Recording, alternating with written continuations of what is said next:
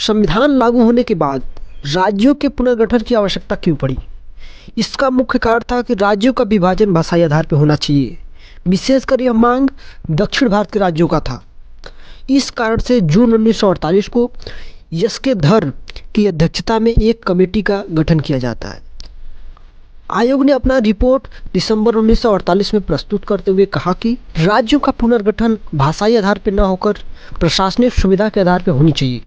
इससे कई राज्यों में असंतोष फैल गया। परिणाम स्वरूप दिसंबर 1948 में जेबीपी कमेटी का गठन किया जाता है। इसके सदस्य होते हैं जवाहरलाल नेहरू, सरदार वल्लभ भाई पटेल, पट्टाभी सीतारमैया।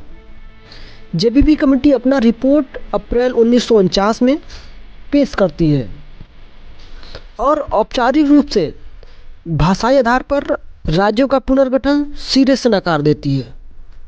इससे आंदोलन ने गंभीर रूप ले लिया। 1953 की घटना, जिससे सरकार को भाषाई आधार पर राज्यों का पुनर्गठन के लिए बाध्य होना पड़ा।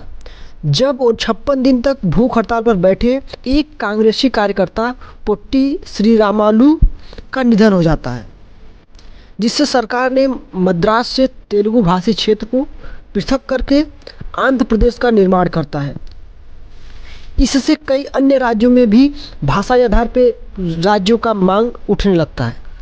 इस कारण से सरकार ने 1953 में एक फजल अली की अध्यक्षता में एक कमेटी का गठन किया। इसके अन्य दो सदस्य थे के.एम. पानीकर और एच.एन. कंजरू। समिति ने अपना रिपोर्ट 1955 में पेश की।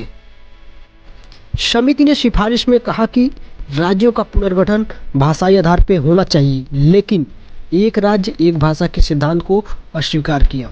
समिति ने किसी राज्य के पुनर्गठन योजना के लिए 4 बड़े कारकों की पहचान की। पहला, देश की एकता एवं सुरक्षा की अनुरक्षण एवं संरक्षण। दूसरा, भाषाई व सांस्कृतिक एकरूपता।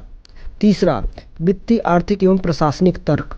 चौथा, प्रत्येक राज्य एवं दूसरे राज्य में लोगों के कल्याण की योजना और इसका संवर्धन।